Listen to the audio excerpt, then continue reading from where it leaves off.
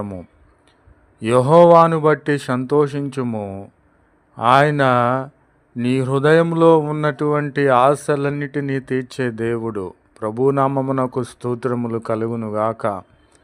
నా ప్రియమైన సహోదరి సహోదరులారా, మీరు ఎవరిని బట్టి సంతోషిస్తున్నారు?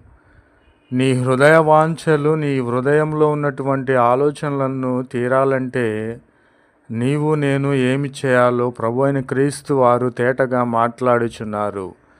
చెడ్డవారున్నారు, వారు వ్యభిచరిస్తున్నారు, విగ్రహారాధన చేస్తున్నారు, చెడ్డ క్రియలను చేస్తున్నారు. వారిని చూసి మనము